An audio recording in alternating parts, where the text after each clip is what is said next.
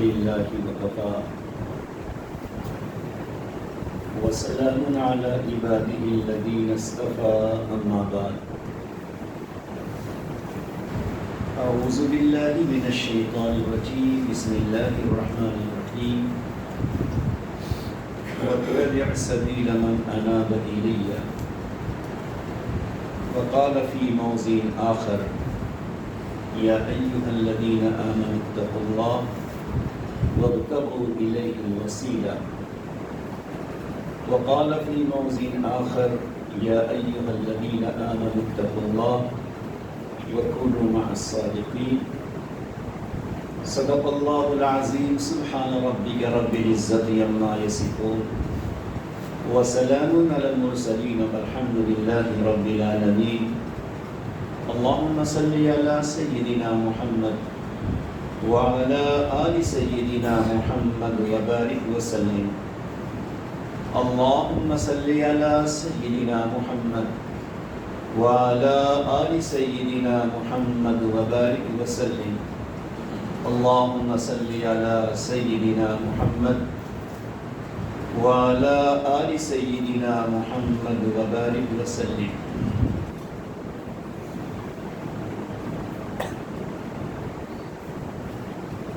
ہمارے اور آپ کے لیے سعادت مندی اور خوش نصیبی ہے کہ ایک اجتماعی ماحول میں اللہ کی معرفت و محبت کو پانے کا ایک ماحول ملا اور اپنے باطن اپنے قلب اپنے نفس کو سنوارنے کا ایک بہترین موقع ملا ہے۔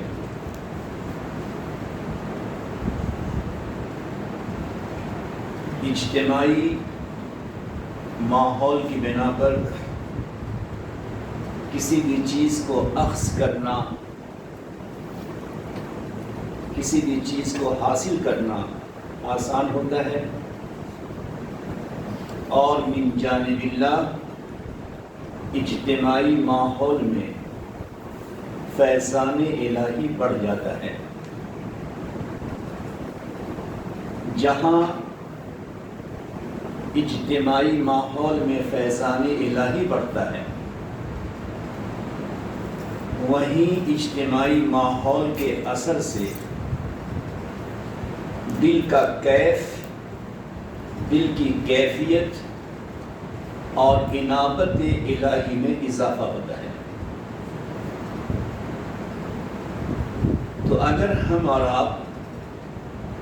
اس اجتماعی ماحول سے پورے طور پہ فائدہ اٹھانا چاہتے ہیں، اپنے دل کی حالت، دل کی کیفیت کو بہتر بنانا چاہتے ہیں، انابت اللہ کی دولت لے کر جانا چاہتے ہیں، تو اس اجتماعی ماحول میں جب تک ہیں اس کے ایک ایک لمحے کو قیمتی بنانے کی کوشش کریں، اور قیمتی بنانے کی شکل یہ ہے کہ جس طرح کسی انسان کی کوئی قیمتی شے لٹ گئی ہو، کوئی بہت بڑا سرمایہ چھن گیا ہو، اور اس سے پتہ چلے کہ فلاں جگہ تیرا سرمایہ رکھا ہوا ہے، تو انسان جس طلب اور شوق، جس تمنا اور امید کے ساتھ اپنے گھر سے نکلتا ہے، اور جب تک وہ چیز اس کے ہاتھ میں نہیں آتی، اس کا ذہن، اس کا دماغ، اس کا قلب، اس کی نگاہ، یہ تمام چیزیں اسی طرح متوجہ رہتی ہیں، اس کا ذہن و دماغ کسی اور چیز کی طرف نہیں جاتا، اپنی کھوئی ہوئی، اپنی چھینی ہوئی، اپنی لٹی اور پٹی ہوئی چیز کو تلاش کرنے میں ہمادم اس کا دماغ جڑا رہتا ہے۔ اسی طرح جو ہمارے اور آپ کے پاس یہاں پہ 2-3 دن ہیں،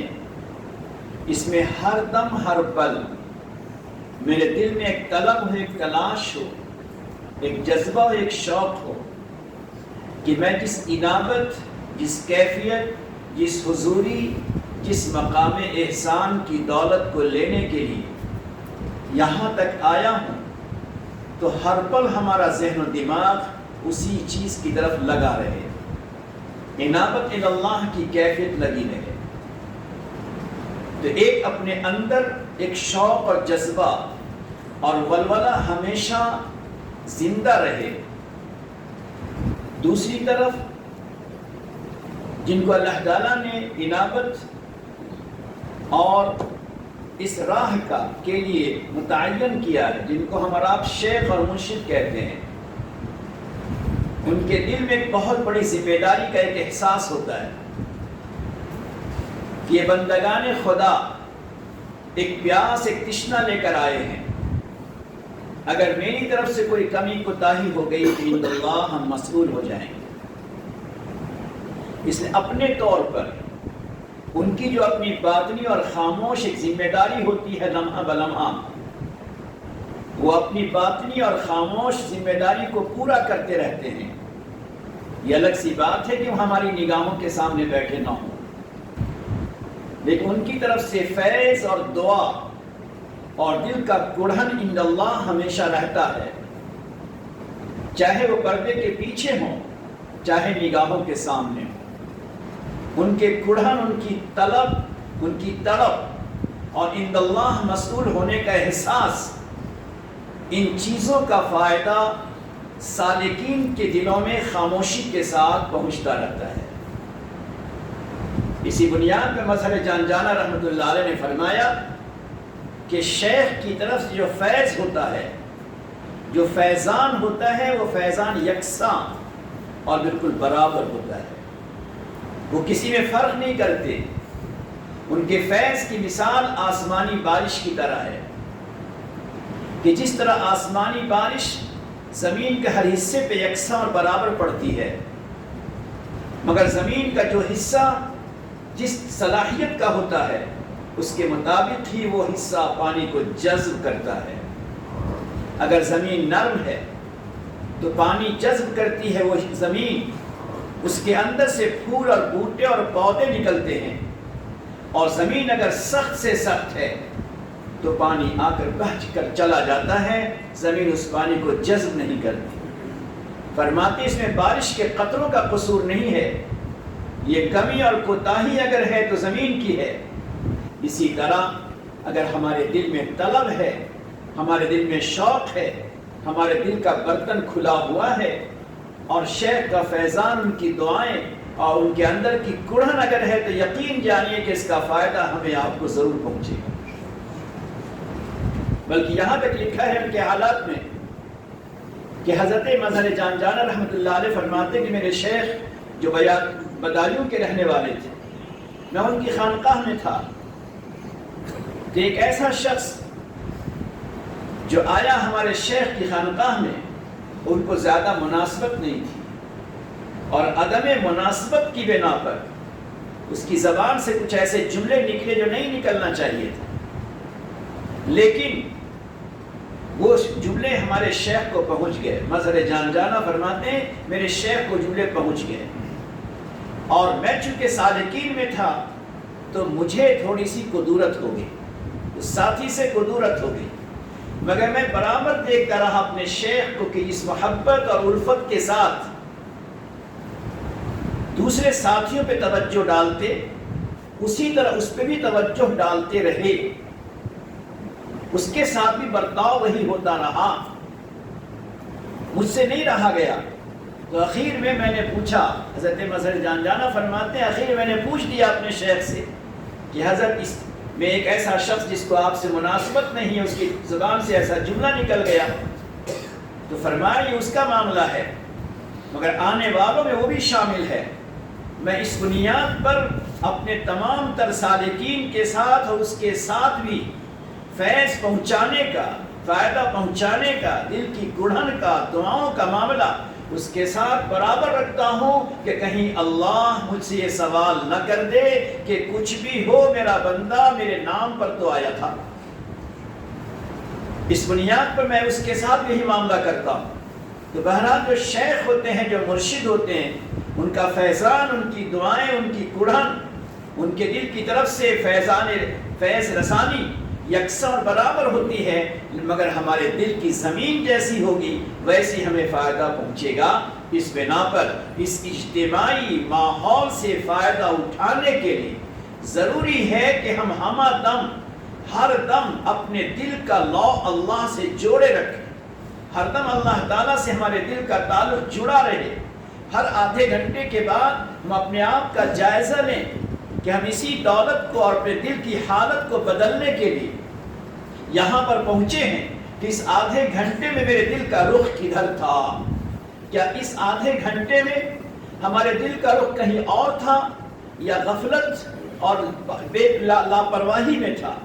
اگر غفلت میں ہے، لاپرواہی میں ہے،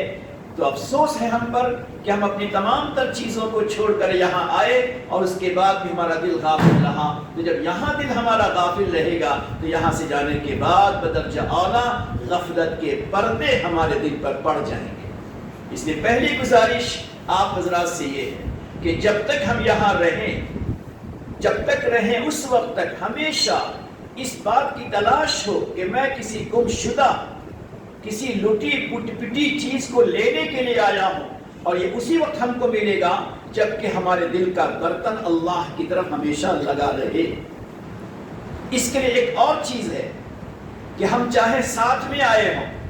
لیکن یہاں اجنبی بن کر رہیں، اپنے ساتھ آنے والے ساتھیوں کے ساتھ بھی بلا ضرورت غیر ضروری باتوں سے اپنے آپ کو بچائیں۔ ہر کوئی اس طرح اپنے چہروں سے محسوس ہو کہ گویا اس کے دل میں کوئی غم ہے، کوئی حسرت ہے۔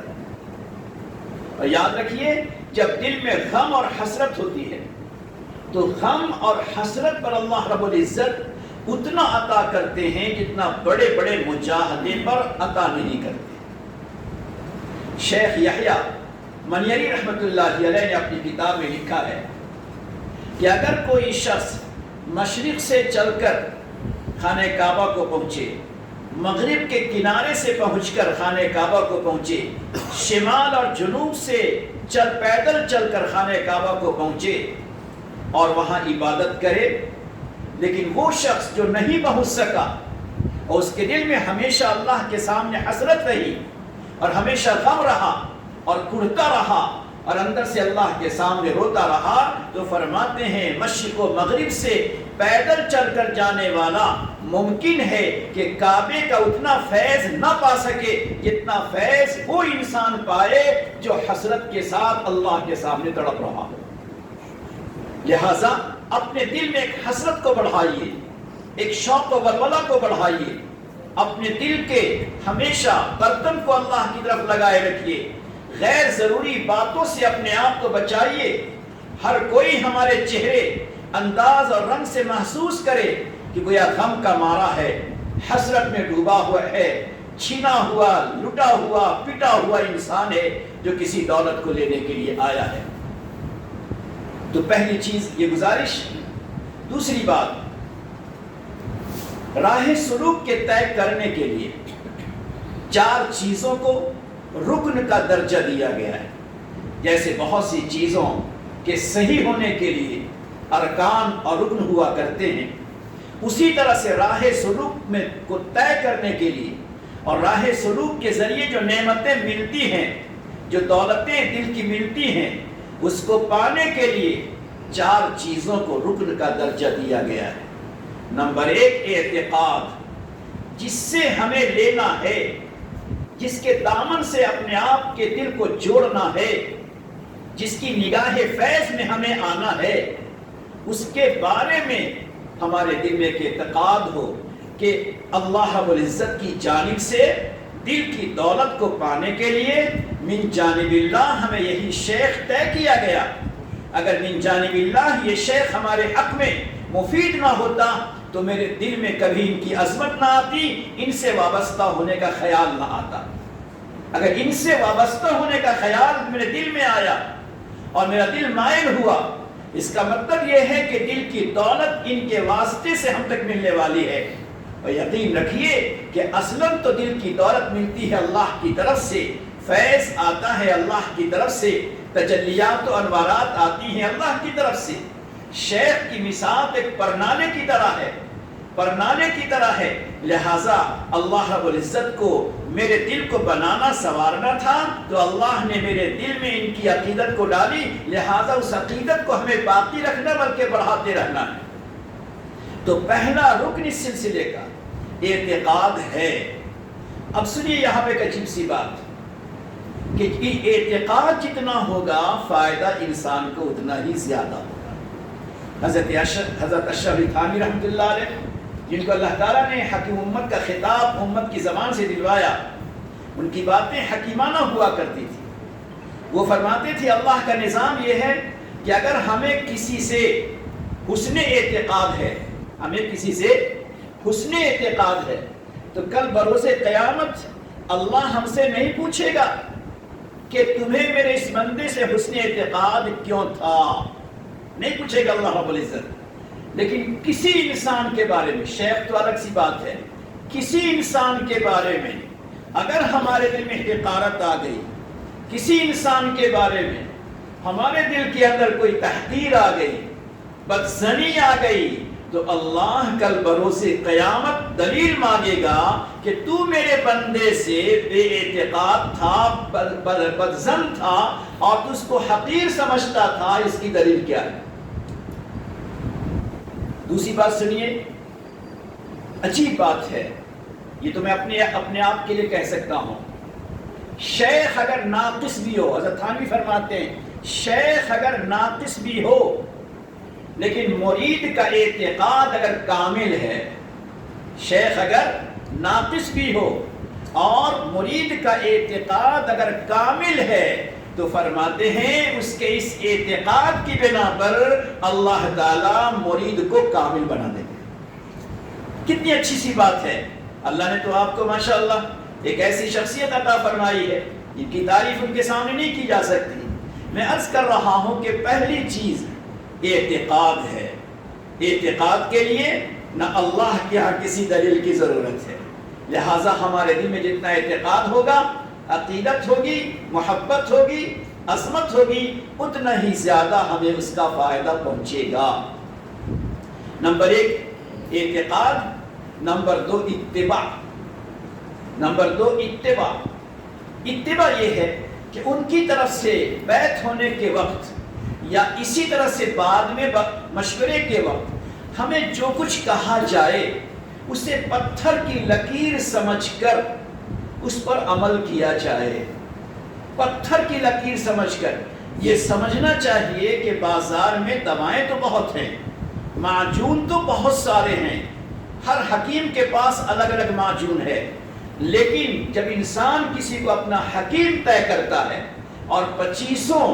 معجونوں میں سے، دواؤں میں سے کوئی حکیم کوئی دوا دیتا ہے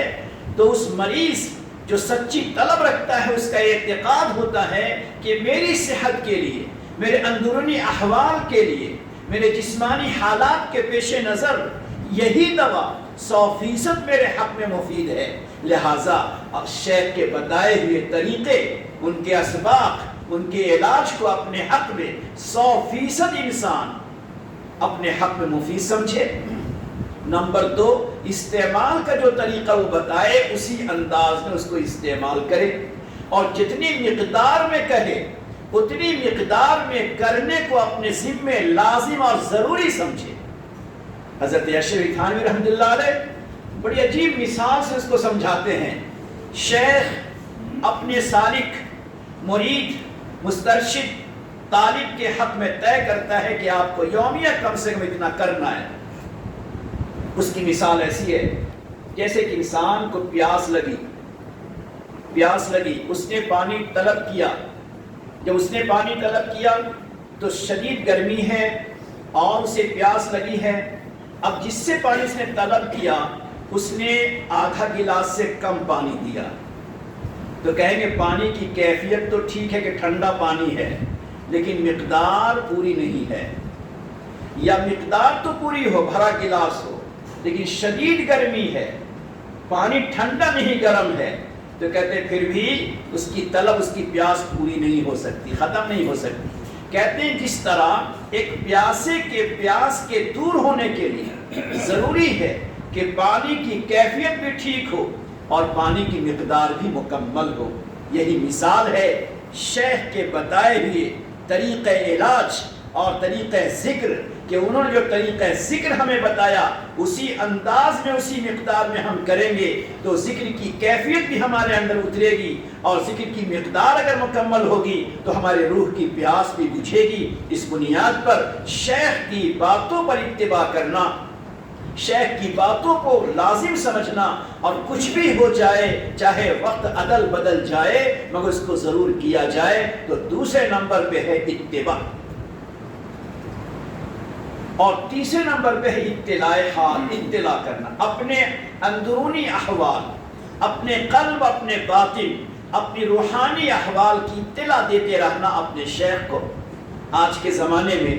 موبائل کے میسج کے ذریعے اپنے احوال کو بتا لینا بڑا آسان ہے، مگر یہاں یاد رکھیے ضروری نہیں ہے کہ آپ جو جو حال اپنے شیخ کو بتائیں اس کا جواب آپ کو دیا جائے۔ یہ جواب، ہر اپنی باتوں کے جواب کا انتظار کرنا، یہ بھی آداب کے خلاف میں سے ہے۔ آپ نے اپنی بات کہہ دی، آپ نے اپنی بات کہہ دی، اب شیخ کی ذمہ داری پہلی یہ ہے کہ وہ آپ کی بات کو اپنی زبان سے اللہ کی بارگاہ میں پیش کرے گا، چاہے تہجد کے وقتوں میں ہو، چاہے اپنی مخصوص دعاؤں میں ہو۔ اللہ تعالیٰ آپ کے بندوں نے نہ معلوم میسج کے ذریعے، خط کے ذریعے اپنی کیا کیا پریشانیوں کو ذکر کیا ہے۔ اللہ آپ ان تمام کی حقیقتوں کو بدرجہ عدم جانتے ہیں۔ اللہ تعالیٰ آپ ان کی منشا، ان کے چاہت کے مطابق ان کے دل کی مرادوں کو پوری کر دیجئے۔ اب یہیں پر ساری باتیں اللہ کے حوالے کر دی گئی، اس لیے ہمیں اطلاع تو دینی ہے۔ ہاں اگر کوئی بہت اہم چیز ہو، بہت اہم معاملہ ہے، ایک دفعہ کے بعد، دو دفعہ کے بعد جواب نہیں ملتا تو آپ پھر سے میسج کر دیں کہ وہ ضروری بات کرنی ہے، لیکن عام طور پر اپنے احوال کو بتا دینے کے بعد۔ حضرت شیخ زکریا رحمۃ اللہ علیہ، انہوں نے ایک دفعہ حضرت مفتی محمود صاحب رحمۃ اللہ علیہ سے سوال کیا کہ بہت سے لوگ خط لکھتے ہیں مجھے، ان کا خط مجھے نہیں پہنچتا، ایک زمانہ گزر جاتا ہے خط نہیں پہنچتا، اور وہ بندہ خود آ جاتا ہے یہاں پہ، اور آنے کے بعد کہتا ہے حضرت میں نے 15 دن پہلے آپ کو خط لکھا تھا، اور اپنی یہ بیماری، وہ روحانی تکلیف، وہ قلبی تکلیف کے بارے میں نے لکھا تھا، الحمدللہ آپ کی دعاؤں کی برکت سے میری کیفیت اچھی ہو گئی، میری کیفیت اچھی ہو گئی، میرے احوال بدل گئے۔ تو شیخ نے فرمایا میں تو خاموش رہتا ہوں۔ مفتی محمود صاحب رحمۃ اللہ علیہ سے پوچھا حضرت نے کہ یہ کیا معاملہ ہے، مجھے تو پتہ بھی نہیں کہ اس کی کیا حالت ہے، اور اس نے جو حالت لکھی اس کے جانے کے بعد مجھے خط ملتا ہے، اور اس سے پہلے آ کے کہتا ہے کہ میری کیفیات بدل گئی۔ تو مفتی محمود صاحب رحمۃ اللہ علیہ نے فرمایا کہ حضرت آپ بوقت تہجد، بوقت خاص جو اپنے اللہ سے التجا کرتے ہیں کہ اللہ تعالیٰ جتنے ہمارے سالکین ہیں، مریدین ہیں، محبین ہیں، منتسبین ہیں، اور جو لوگ ہم سے دعاؤں کی امیدیں رکھتے ہیں، اللہ جس نے مجھ سے جس طرح کی امیدیں رکھی ہیں آپ سب کو مجھ سے بدرجہ عدم جانتے ہیں۔ اللہ تعالیٰ نے تمام ان دوستوں کی دل کے احوال، جسم کے احوال، گھر کے احوال کو بہتر سے بہتر بنا دیجئے۔ یہ جو آپ دعائیں کرتے رہتے ہیں بس اسی دعا پر سب کام چل جاتا ہے۔ اس لیے میرے ساتھیوں یہ طلب نہ ہو کہ ہمیں جواب ملنا چاہیے، بلکہ ہم نے خبر کر دی، حالات بتا دیے، اب ان کی ذمہ داری کو اللہ سے کہتے رہیں۔ تو ایک ہے اعتقاد، اور ایک ہے اتباع، اور ایک ہے اطلاع، اور ایک ہے انقیاد۔ پورے طور پر اپنے شیخ کا مطیع و فرما بردار ہو جائے، ان کے اشارے کو سمجھے، ان کے منشا کو سمجھے، ان کی باتوں کو سمجھے، وہ کیا چاہتے ہیں، وہ کیا ہم سے کرانا چاہتے ہیں، ہمیں کس منزل تک پہنچانا چاہتے ہیں، پورے طور پر ان کا منقاد ہو جائے، ان کا مطیع و فرما بردار ہو جائے۔ یہ اس طرح 4 چیزیں اگر ہمارے اندر پائی جائیں گی تو یقین جانے کہ اس کا فائدہ بہت زیادہ ہوگا۔ اسی بنیاد پر آپ ہمارے اکابر میں، مشائخ میں جو ایک سلسلہ چلا، ان مشائخ کے سلسلوں میں دیکھیں گے کہ اللہ رب العزت نے ان کو زیادہ نوازا، ان کو زیادہ نوازا اللہ نے، کہ جو اپنے شیخ کے ساتھ اس طرح سے وابستہ ہوئے گویا اپنے آپ کو انہوں نے بیچ دیا۔ خواجہ عزیز الحسن رحمۃ اللہ علیہ کو دیکھیے، آج تو ہمارا برداشت بھی نہیں کر پائیں گے۔ خواجہ عزیز الحسن رحمۃ اللہ علیہ کو حضرت تھانوی رحمۃ اللہ علیہ اپنی خانقاہ سے نکال دیا، چلے جاؤ یہاں سے۔ کیا کمی تھی ان کے پاس؟ ڈپٹی کلکٹر رہ چکے تھے، اللہ تعالیٰ نے مالی خوشحالی عطا فرمائی تھی، عزت و جاہ کے مالک تھے،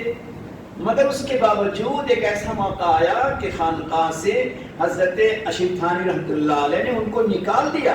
چلے جاؤ یہاں سے۔ لیکن خانقاہ سے تو نکال دیا، تھانہ بھون شہر کو نہیں چھوڑا، اس مسجد میں جا کر سوتے رہے اور کہا شیخ نے منع کر دیا ہے، اب میں خانقاہ میں جاؤں گا تو نہیں، مگر شیخ کے شہر کو بھی چھوڑ نہیں سکتا، کیونکہ شیخ نے شہر سے نہیں نکالا۔ کئی دن ہو گئے، دل تڑپتا رہا، تو ایک دن حضرت تھانوی رحمۃ اللہ علیہ اپنے گھر سے لالٹین لے کر تہجد کے وقت خانقاہ میں تشریف لاتے تھے، تو انہوں نے سوچا کہ چلو خانقاہ میں تو نہیں جائیں گے، چہرہ دیکھا ہوا کئی دن ہو گیا، تو مسجد کے باہر آ کر کھڑے ہو گئے۔ جیسے ہے تھانوی رحمۃ اللہ علیہ پہنچے اور حضرت تھانوی چپل نکالنے لگے، تو چپل لینے کے لیے بھی آگے نہیں بڑھے، بلکہ وہیں پر ہاتھ باندھے فرمایا، کھڑے رہے ادب سے اور ہاتھ باندھے کہا وہ اپنا در نہ کھولیں گے، وہ اپنا در نہ کھولیں گے، میں ان کا در نہ چھوڑوں گا، وہ اپنا در نہ کھولیں گے، وہ اپنا در نہ کھولیں گے، میں ان کا در نہ چھوڑوں گا، حکومت اپنی اپنی ہے، کہیں ان کی کہیں میری، یعنی خانقاہ کے اندر تو حکومت آپ کی ہے اور شہر میں حکومت ہماری ہے۔ بس اسی ایک خاص معصومانہ انداز پر حضرت تھانوی رحمۃ اللہ علیہ کو پیار آ گیا اور پھر وہاں سے اپنے ساتھ خانقاہ میں لے کر چلے گئے۔ میں کہنا چاہتا ہوں کہ دیکھو، بھگا دیا، نکال دیا، اس کے باوجود ان کا در نہیں چھوڑا۔ حضرت شاہ وسیع اللہ صاحب رحمۃ اللہ علیہ کے حال کو دیکھیں، کتنے بڑے انسان تھے، صاحب علم تھے، صاحب کیف نسبت تھے، ان کو بھی حضرت نے نکال دیا ایک دفعہ، ان کو بھی نکال دیا، وہ بھی چلے گئے، پھر ان کے شہر کو نہیں چھوڑا۔ اللہ رب العزت نے نور نسبت سے ان کو نوازا۔ میں عرض کرنا چاہتا ہوں کہ اپنے شیخ کے در کو، ان کے منشا کو، ان کی چاہتوں کو جتنا انسان سمجھے گا اتنا ہی زیادہ اللہ کی طرف سے اس کو فائدہ پہنچے گا۔ لہٰذا یہاں کے وقتوں میں رہتے ہوئے اگر آپ زیادہ سے زیادہ فائدہ لے کر جانا چاہتے ہیں تو ان 4 رکن کو اپنے دل میں بسائیے، اور یہاں کے لمحات سے اگر اپنے دلوں کو روشن کرنا چاہتے ہیں تو اپنے ہر لمحے میں اپنے دل کے رخ کو اللہ کی طرف لگائے رکھیے اور اپنے وقت کو زیادہ سے زیادہ ذکر میں لگائیے، کیونکہ اس راہ سلوک میں جو صحبت اور صحبت کے ساتھ ذکر کی تلقین کی جاتی ہے، تو آپ یہاں جتنا ذکر کریں گے اس ذکر کے درمیان ہو سکتا ہے آپ کو کچھ سوالات آئیں گے، آپ کو ذہنی الجھن آئے گی، آپ کو پریشانی ہوگی، آپ کو ایسا لگے گا کہ میرا دل نہیں لگتا، آپ کو ایسا لگے گا کہ دل کی کیفیت نہیں کھل رہی ہے۔ تو یہاں 3 دن 5 دن رہتے ہوئے جب آپ بکثرت ذکر کرتے رہیں گے اور ذکر کے راہوں میں آپ کو اگر کوئی تکلیف پیش آئے گی تو آپ اپنے شیخ کے ساتھ ہیں، لہذا شیخ سے معلوم کرنا، مشورہ کرنا آپ کے لیے آسان ہوگا۔ لہذا یہاں رہتے ہوئے خاص طور پر آپ اپنے وقتوں کو ذکر میں زیادہ سے زیادہ لگاتے رہیں، اور یہ لمحہ آپ کے لیے کتنا قیمتی ہے، کتنا قیمتی ہے۔ حضرت مظہر جان جانا رحمۃ اللہ علیہ 3 ساتھیوں کے ساتھ بیٹھے ہوئے تھے، تو وہاں پہ ایک سوال ہوا کہ اگر اللہ کی طرف سے ہمیں وقت اجابت کا پتہ چل جائے، ایسے وقت کا پتہ چل جائے کہ اس وقت میں اللہ ہماری دعا کو ضرور قبول کرے گا، ضرور قبول کرے گا، تو ایک نے کہا کہ اگر مجھے پتہ چل جائے کہ یہ وقت اجابت ہے، قبولیت کا کی گھڑی ہے، تو میں دعا کروں گا کہ اللہ مجھے حسن خاتمہ دینا۔ دوسرے نے کہا میں دعا کروں گا اللہ آپ مجھے توفیق عبادت دینا۔ تیسرے نے کہا میں دعا کروں گا اللہ تعالیٰ مجھے ہمیشہ راہ سلوک پر استقامت دینا۔ حضرت مظہر جانا رحمۃ اللہ علیہ نے فرمایا کہ میں دعا کروں گا اللہ اپنے کسی متقی بندے کی صحبت عطا کر دینا۔ پھر فرمایا کہ ہزاروں سال کی عبادتوں اور مجاہدوں سے انسان وہاں تک نہیں پہنچتا جہاں تک کسی مرد صالح اور کسی متقی اور کسی اللہ کے نیک بندے کی صحبت میں انسان وہاں تک پہنچ جاتا ہے۔ اس بنا پر ہمیں اور آپ کو یہ موقع ملا ہے، اس موقع میں آپ اس طرح مسجد میں رہیں کہ ہر بندہ لگتا ہے کسی غم میں ہے، کسی حسرت میں ہے، کسی چیز کی تلاش میں ہے، کسی چیز میں ڈوبا ہوا ہے، اس کو لگتا ہے کہ کچھ اور چیزوں کو یاد ہی نہیں آ رہی ہے۔ اس حسرت کے ساتھ اگر رہیں گے تو اللہ تعالیٰ اس کا فائدہ ہمیں ضرور عطا فرمائے گا۔ اور اسی بنیاد پہ تو کہا گیا وَاتَّبِعْ سَبِيلَ مَنْ أَنَابَ إِلَيَّ وَاتَّبِعْ سَبِيلَ مَنْ أَنَابَ إِلَيَّ وَابْتَغُوا إِلَيْهِ الْوَسِيلَةَ، اور وَابْتَغُوا إِلَيْهِ الْوَسِيلَةَ کا مطلب ہے کہ اللہ کا قرب تلاش کرو۔ اس سے بڑھ کر قرب الہی کو تلاش کرنے کا اور کیا موقع ہوگا کہ ہم 24 گھنٹہ اپنے اللہ کے دربار میں کسی کی معیت و صحبت میں موجود ہوں اور ایک ہی فکروں کے ساتھ تمام کے تمام موجود ہوں۔ اس سے بڑھ کر قرب الہی کو تلاش کرنے کا اور کیا موقع ہوگا۔ پھر اس کے بعد مفسرین نے تفسیر کی ہے کہ قرب الہی ملنے کے 3 راستے اللہ نے بتائے۔ قرب الہی ملنے کے اللہ نے 3 راستے دیے ہیں۔ ایک اعضاء و جوارح، یہ جو اعضاء اور جوارح ہمارے ہاتھ ہیں، پیشانی ہے، آنکھیں ہیں اور اسی طرح سے کان ہے، یہ جو ظاہری اعضاء ہے، ان ظاہری اعضاء سے بھی عمل کر کے انسان قرب الہی کو پاتا ہے۔ اور نمبر 2 اپنی زبان کے اعمال حسنہ، ذکر ہے، تلاوت ہے، ذکر و تلاوت کے ذریعے انسان اللہ کا قرب حاصل کرتا ہے۔ اور تیسرے نمبر پہ فرماتے ہیں کہ قرب الہی کو حاصل کرنے کا تیسرا راستہ قلبی اعمال ہیں۔ یہ قلبی اعمال جو ہیں جن کو آپ اخلاق حمیدہ کہتے ہیں، قلبی اعمال محبت الہی ہے، معرفت الہی ہے، خشیت الہی ہے، خوف الہی ہے، وصل ہے، صبر ہے، شکر ہے، تواضع ہے، انکساری ہے، تسلیم و رضا ہے، اور کسی کے ساتھ ہمدردی بھلی خواہی ہے، اللہ کے سامنے ہمیشہ انابت ہے۔ یہ تمام کے تمام اعمال قلبیہ ہیں۔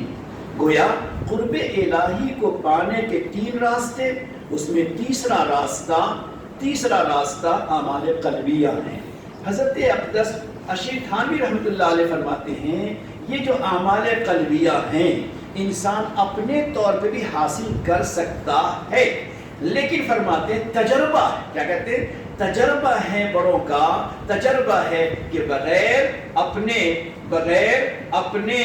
ہاتھ کو کسی کے ہاتھ میں دیے اور اپنے دامن دل کو کسی کے دامن دل سے جوڑے بغیر یہ حاصل نہیں ہوتا۔ پھر فرماتے ہیں کہ یہ اعمال قلبیہ چاہے ذکر سے حاصل ہوں۔ حضرت تھانوی کی بات ہی بڑی عجیب ہوتی تھی۔ وہ فرماتے ہیں کہ دیکھو کوئی کہے کہ میں کثرت ذکر کے ذریعے،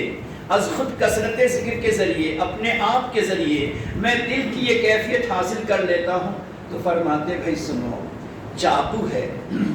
چاقو میں اللہ نے کاٹنے کی طاقت ضرور رکھی ہے، لیکن کاٹنے کے لیے کسی ہاتھ کی ضرورت پڑتی ہے۔ کیا؟ کاٹنے کے لیے کسی ہاتھ کی ضرورت پڑتی، چاقو از خود چل کے نہیں کاٹے گا۔ اسی طرح تمام اذکار و اعمال میں اللہ تعالیٰ نے تاثیر رکھی ہے، مگر تاثیر ظاہر ہوتی ہے کسی کے ہاتھ پر اپنے ہاتھ کو رکھنے سے۔ لہٰذا یہ تجربے کی بات ہے کہ انسان اگر چاہے اعمال قلبیہ کو حاصل کرنے کے لیے تو انہی چیزوں سے اعمال قلبیہ حاصل ہوں گے۔ جب انسان کے دل میں اعمال قلبیہ حاصل ہوں گے تو قلب کے اندر ایک اور حصہ ہے، قلب میں ایک اور حصہ ہے جس حصے میں انسان کے دل میں اخلاق ذمیمہ ہوتے ہیں۔ کیا ہوتے ہیں؟ اخلاق ذمیمہ، اخلاق رذیلہ، یہ اخلاق ذمیمہ اور اخلاق رذیلہ حسد ہے، کینہ ہے، بغض ہے، عناد ہے، غضب ہے، ناشکری ہے، بے شبری ہے، عجب ہے، کبر ہے، اور تسلیم و رضا کا نہ ہونا ہے، اللہ کی طرف دل کی انابت کا نہ ہونا، اور دلوں میں انتقامی جذبہ جو ہے، یہ تمام چیزیں دل کے گوشے میں رہتی ہیں۔ اگر انسان اپنے شیخ کے باتوں پر چل کر ان اعمال قلبیہ کو حاصل کرتا ہے، ان اعمال قلبیہ کی روشنی جب انسان کے قلب میں آتی ہے تو جس طرح بند کمرے، اندھیرے کمرے میں روشنی نظر آتی ہے تو اس روشنی کے آنے کے بعد کیڑے مکوڑے نکلنا شروع ہوتے ہیں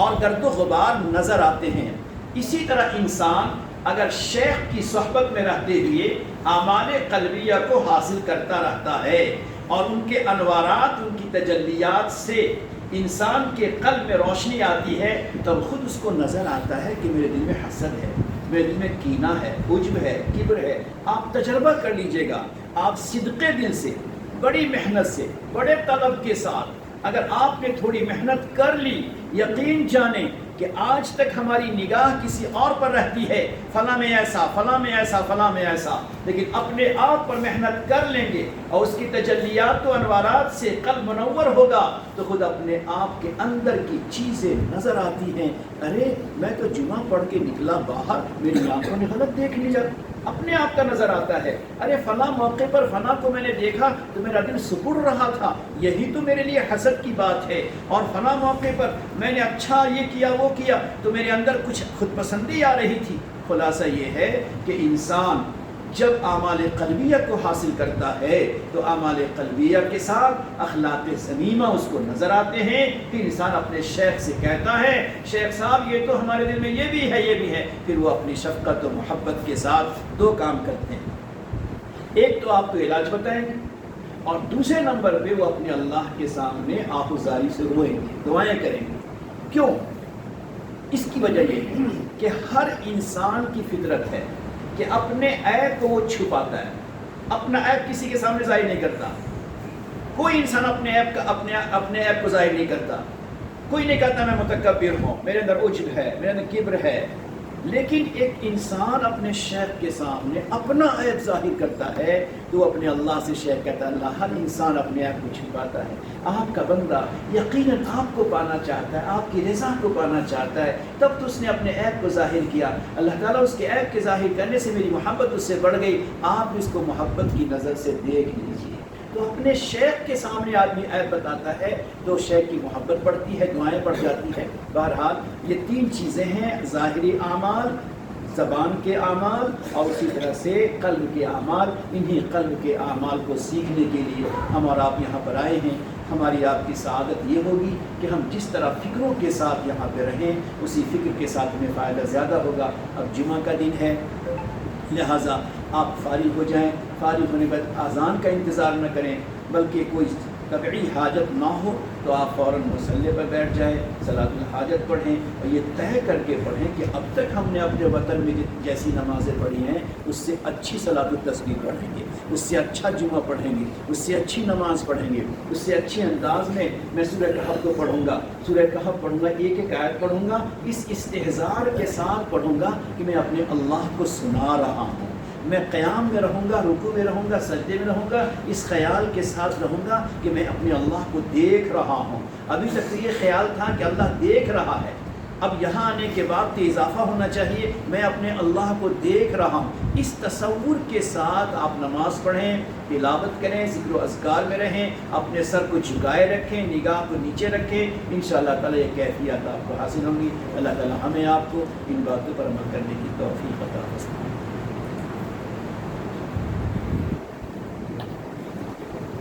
دعا کر لیتے ہیں۔ اللهم لك الحمد كما ينبغي لجلال وجهك وعظيم سلطانك، اللهم صل على سيدنا محمد وعلى آل سيدنا محمد وبارك وسلم، جزا الله عنا محمدا صلى الله عليه وسلم ما هو آمين۔ اللهم صل على سيدنا محمد صلاة تنجينا بها من جميع الأهوال والآفات وتقضي لنا بها جميع الحاجات وتطهرنا بها من جميع السيئات وترفعنا بها عندك أعلى الدرجات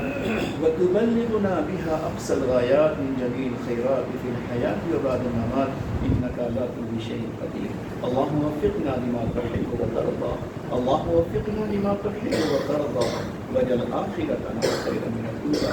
ربنا أتمم لنا نورنا، ربنا أتمم لنا نورنا واغفر لنا إنك على كل شيء قدير. رب اغفر وارحم وتجاوز عما تعلم إنك أنت العزيز الحكيم. یا اللہ ہمارے گناہوں کو معاف فرما. اللہ آج جمعہ کا دن ہے، اللہ روشن دن ہے، اللہ تیرے ہی نام پاک کی برکت کے لیے یہاں پہ جمع ہوئے ہیں. کہ اللہ دور دراز سے آئے ہیں، اللہ بھکاری بن کر آئے ہیں. اللہ اس شہر میں کوئی بھکاری آ جائے، اللہ دنیا کے چند روپیے کے بغیر وہ واپس نہیں جاتا. اے اللہ وہ چند ٹکے اس کو ضرور مل جاتے ہیں. اللہ ہم تیرے اس شہر میں تیرے نیک بندے کے پاس تیری محبت کی بھیک لینے آئے. اللہ دل کی دولت لینے آئے. اللہ محرومی سے بچا دیجئے. اللہ خالی ہاتھ جانے سے بچا دیجئے، خائب و خاصی رہنے سے بچا دیجئے. اللہ اپنے فضل و کرم سے ہمیں عطا کر دیجئے. اللہ ہمیں لینا بھی نہیں آتا اور کرنے کا سلیقہ بھی نہیں ہے. اے پاک پروردگار ہمیں یہاں سے بہت کچھ لے جانے سیکھنے کا موقع عطا فرما دیجئے. اپنے وقتوں کو قیمتی بنا کر ایک ایک لمحہ انابت کے ساتھ گزارنے کی توفیق عطا فرما. نبی علیہ الصلوۃ والسلام کے صدقے خیر ہماری دعاؤں کو قبول فرما. صلی اللہ علیہ وآلہ آلہ وصحبہ اجمعین برحمتک یا ارحم الراحمین.